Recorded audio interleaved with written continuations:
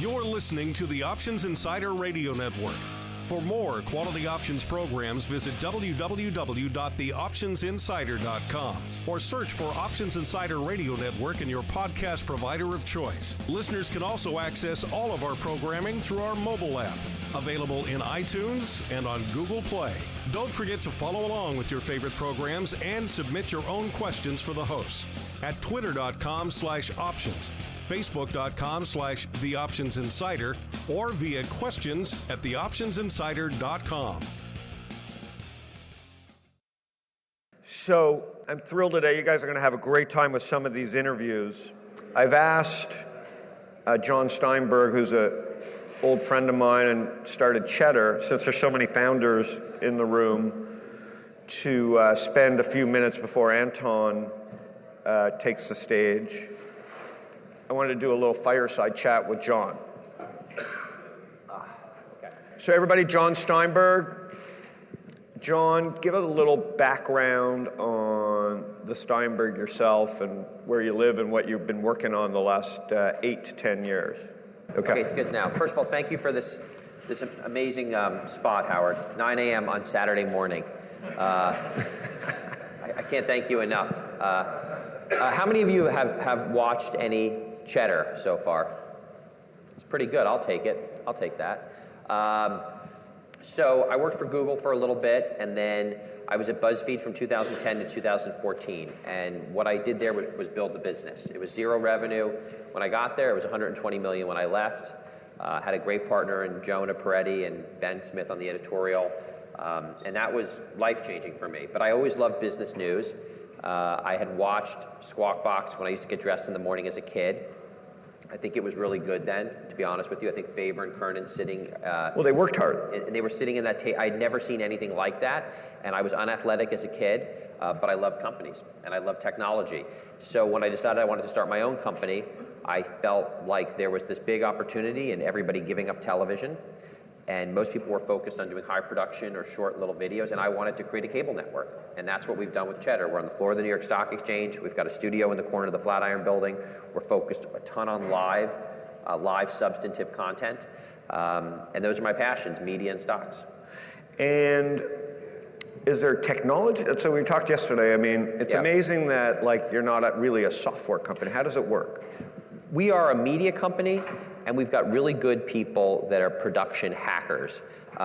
We've had to knit together a lot of the old world of and you know all this because you did this, a lot of the old world TV production stuff, which is arcane software, the software to do the graphics that comes at the bottom of the screen, the titles, the fly-in stock charts. That's all the best technology 1986 had to offer. And it's run by random companies like Bannister Lake and VizRT, and no internet companies. So our team is very good at hacking that into Facebook Live, taking a master control unit, which is designed for a cable network, and making that work on the internet, putting in a fiber loop between 3 different studios and having it go to a control room in our State Street office. And our control room is like a bunch of shitty desks and a bunch of computers that we custom built that allow us to program and run all of this stuff. So it's a different kind of hacker. We don't have any iOS developers on staff. So video, because I've done video,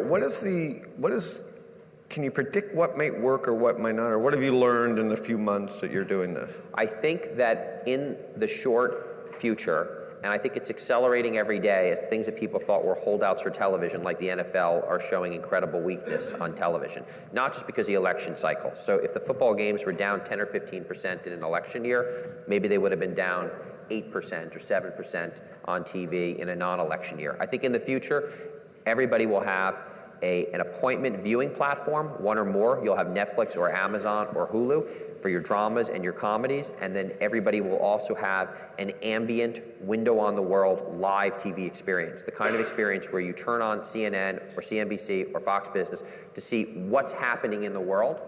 And I think the leaders in that right now are Sling TV, Hulu, potentially YouTube. And that's the place I want to play in. I want you to be able to say, I'm going to put on Cheddar because I want to see what's happening. That's the role I want to fill. But you're not there yet. No. Okay. Well, I mean, look, for 6 months, we're surprisingly close. There yet in terms of when someone turns on the TV, they could see a random interview or you at this event. Yes. But the ultimate goal is to just Like if I opened up Twitter, this would be what's happening video, because it's impossible to be all things everywhere. No, maybe you're right. I mean, maybe what it more is that when you turn on the radio, at least it's live, at least it's, there's that if what I always like to say is, the obligation of live is that if there's a zombie apocalypse, we need to tell you that there's a zombie apocalypse, right? Could there be one? But my point is, if you put on an Apple TV now, and you put on your Roku now, there could be a zombie apocalypse and you wouldn't know. They would just be showing. Cheddar's commitment to you is that we're going to tell you about technology, media, entertainment, interesting things happening in the world, top business stories. We might not tell you if there's a small dispute between, Putin and Trump in a given hour. We might not tell you that, but if there's a zombie apocalypse, we're going to break in and tell you. Okay. And so, can you share, well, maybe it's just for me, a couple BuzzFeed stories. So when you start BuzzFeed, how many, everybody familiar with BuzzFeed? Who here has done a quiz? All right, so. Everyone here must be familiar with BuzzFeed. I can't believe 4 people put their hands up. People are very tired. Yeah, well, there's my wife. She lives on BuzzFeed. Okay. So let's talk about how BuzzFeed did what it did and what you took away from it. Like, what did they do? There were 2 things that we did. I heard this line that John Malone, you guys know John Malone who runs Liberty? Great stock, by the way. John Malone says conventional wisdom is usually correct, but seldom profitable. Okay? That was the BuzzFeed thing. Jonah made a bet before I got there that Facebook was going to take over the world, and that everybody was going to get all their news and they were going to get everything from Facebook. Now that is conventional wisdom. When I got there in 2010, that was not conventional wisdom, and by 2012, it still was not working. But it was the bet. That was the bet. Sorry. And that's what no one understands about being an entrepreneur, or a lot of people don't understand about being an entrepreneur. I'm taking a bet with Cheddar. I think live is going to be big. I think everyone's going to have connected TVs with live. Maybe I'm going to be totally wrong, but I know that if I don't take a different bet, there's no way to make money. There's no way to be successful, right? That was Jonah's bet. By 2012, that bet was not working. It was a little bit like, being short Herbalife. It was not paying off. The Facebook traffic was not coming, and we couldn't raise a financing round. But Facebook traffic come, then it goes away, and then they change the algorithm. But by 2012, it was like not even. It just wasn't there. It was just all baby pictures. There was no news articles. There was no traffic. It wasn't happening, right? Then he was right, and by that critical moment in any bet between being early and being insolvent, we ended up being early. The traffic started coming. Jonah was good at that. And then the next big decision to make was having wacky stuff was not enough to build a business. We needed substance, and that was Ken Lair's insight. And hiring Ben Smith to bring in real substantive editorial, and we had cats and we had politics, and it started to work. Okay, now what did I bring to the business? What am I responsible for? I got there, I'd never sold a banner ad in my entire life, and I thought banner ads were shitty. And I didn't need to say they weren't shitty because I wasn't selling them, right? And I said, this native advertising, this advertorial stuff, this is great. It's the only way we can differentiate ourselves with the advertisers. Let's bet the whole company on that. And Jonah let you? And Jonah let me, and the board fought me. And then ultimately, the revenue came. We had no revenue. I had to put up $50,000 in revenue the first month so I wouldn't get fired. Then I had to put up $100,000 the next month so I wouldn't get fired. And before you knew it, you had a big business, and the advertisers loved it, and it was different. So it was the native advertising. How did you get them to traffic. commit to? So I can't explain how much, because I don't get to see John very often because he had his head down and we were great friends in 06, 07, and I didn't see him for 8 years. And not because we're not friends, because he's changing the world or changing the structure of the internet.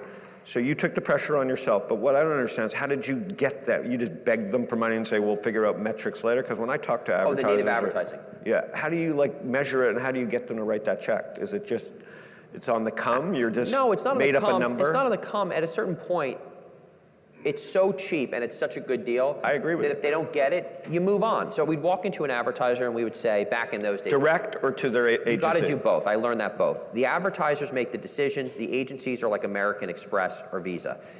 The clients, Ford. The guy at Ford or the woman at Ford is not walking around with $50,000 in cash in her pocket. Yeah. She's got a credit card, and that credit card is WPP or Group M. So you've got to convince them on it, and then it's like you got to go do a whole hassle to get them to actually swipe the card. Look, it's the worst fucking business on earth. It's hard to sell the advertising. It's hard to get these people to agree that it was good even when it was good.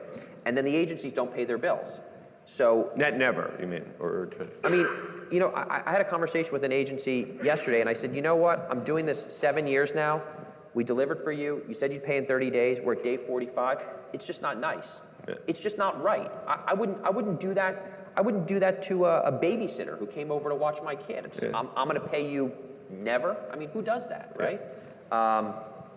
And yet you're back at it doing the same thing. But back to, well, I didn't want to be. It just happened that way. So we would go to an advertiser. We'd say 50 grand. We're going to create this amazing content for you so that you can use all over the place however you want. And we're going to guarantee that 100,000 people, 150,000 people see that piece of content. And then they would say, okay, well, what is it going to do for me? Well, look, at 150 grand, I can't run a brand lift study. We can't, when Coca-Cola does that and says a commercial sells a lot more Coca-Cola in Tulsa, they're blasting the market with millions of dollars of TV to see the uplift. Mm-hmm. So we would show them a per engagement cost that was reasonable. And at the end of the day, they weren't spending that much money with us. So there is this element of, it's like eating at a restaurant. Am I getting a good deal for what I'm paying for? Why am I in this business again? You've chosen, and I say this because Anton, following you, is like you, a legend at like lifting rocks up a mountain because he built a unicorn without raising capital. Is you combine two hard things: making video, making the bet that maybe video will be great, and your customers have to pay you for stuff that you're dragging out of them. Right. Look, I am shocked every day by just how hard everything in life is. Just how hard it is. And I'm dealing with a tremendous, I came out to this conference and I wanted to enjoy myself with you and have a good time, and I wanted to, in my free time, write some documents, and instead I'm dealing with a giant hassle with one of my partners, that's like keeping me up at night. And I called my father on the phone yesterday and I'm like, God, woe is me. And he's like, you know what, Jon? That's everybody in business. Everybody has a hassle. I do believe that if you get up every day and you get out of bed and you decide you're gonna work that day, that it really is 95% of it. Just actually being in the battle is, what was your point? Hey, no, that was the answer. So my point is, it's not easy. You chose two hard things combined. I think everything is hard. I think everything is hard. Everything is hard, or you're not doing it. Who here has an easy business? So tell quickly, because you're great at raising money, because of your is it the personality? Is it that people smell the drive? So how did you raise the money for this pie in the sky idea? So the first round, Jeremy Liu from Lightspeed. Did you know him? Yes, I'd gotten to know him over the period of years. That was a bet on me. He just gave me a check for me. The second round, which we closed soon thereafter, I honestly believe that if anybody had put up the results that we had put up by that point, there would have been the inbound interest and there would have been the company. I raised the first round, the company raised the second round. Okay. I was 100% of the company in the first round. X% of the company now, and there's so many more talented people. And look, we've done 180, 190 consecutive live days of broadcasting. We're getting millions of views to substantive content. We've had great interviews, and we're a real threat to the television ecosystem. Comcast invested in us because we're a bet that the world's going to look very different, right? So I think you raise a seed round on who you are, on your commitment to people. I think that pitching VCs cold and going into that room is utterly pointless. Mm-hmm. I think it's a formula to get a no, and then go tell all their friends how lame you are. Mm-hmm. So I think you should never put yourself in that situation. Okay, a couple questions before, yes? Just a real quick one. Well, we put a lot in the free window. So on Facebook, you can watch a lot for free. And then we put more extended content right now on VHX, on Roku, and you can get it for $7 a month. Actually, we did a very cool deal with Acorns, where if you link your credit card that you're using on Acorns, I don't know how many of you know Acorns, it's cool, it's like a robo-advisor type thing, to the credit card you use to buy Cheddar on cheddar.com, we take $350 and we stick it in your Acorns account for you automatically. So it's pretty cool. But we're soon going to be in bundles where you're going to be able to buy a bundle. I can't announce them yet, but you'll be able to buy like one of these systems and we'll be included in that system. I completely agree with you. I think there are 3 ways people use the internet: desktop, mobile, and car. The average American commutes, I don't remember, is it 60 or 90 minutes a day now or something like that? I think XM satellite radio is killing it. We, with an antiquated technology, just because it's so convenient, we do a weekly recap show on channel, Cooper, do you remember what channel is 123? Sirius XM Insights, channel 123. It's on Sunday morning at 10 a.m. I'd like to do more there. We're talking to TuneIn. But there's a lot of other video platforms now. We're a small team. I'm kind of prioritizing the video. And also on the audio, there is some examples of advertisers being excited about the format, whether it's Squarespace or MailChimp with the podcast. But it's slightly higher hanging fruit right now. But I agree with you. It's a good use case. A couple more questions, and John's hanging around a little bit. So I'll take Sling first. I think Sling... Take Sling for 40, Jack? Okay, I love Sling. I think Sling is the best OTT. How do I get system. it? What do I have to buy? It's the easiest thing in the entire world. It's on every platform. It's a collection of live channels. You pay anywhere from $20 to $40 a month, and you get NBC, ABC, the Fox channels, ESPN, CNN, Bloomberg, all of those different things. It's available on Apple TV, Roku. They have 800,000 subscribers, making them the largest over-the-top cable system in the United States. And for me, I use Sling and Netflix and Amazon Video, and I have everything that I want. If I want to watch a speech, I want to watch something big happening in the world, I want to watch a little news, I want to watch the Today Show, I have Sling. I want to watch a show, I put on Netflix. I think it's a great package. On Snapchat, it's live-ish, right? It's not totally live, and the format works very well for very youthful content. I think in the cases where they've tried to put older content into it, like Wall Street Journal or The Economist, it's questionable how much it works. I think all the content on the platform right now is suffering from a sameness. All the media stuff that's in there kind of looks the same right now. It's all basically BuzzFeed listicles to some extent, and they just demoted all the publisher content below all the friend content. So that is going to be a giant company. It's going to be a company that's going to go public and be worth more than Twitter. I don't quite yet know what the opportunity is for media companies in it. One more question? Okay, great. Okay, good. Thanks, buddy. Oh, thanks, man. Thank you for having me up here. By the way,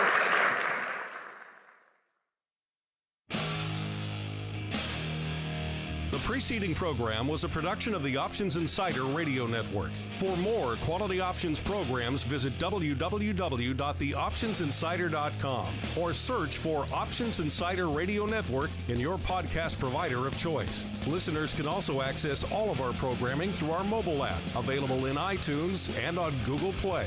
Don't forget to follow along with your favorite programs and submit your own questions for the hosts at twitter.com/options, facebook.com/The Options Insider, or via questions at theoptionsinsider.com.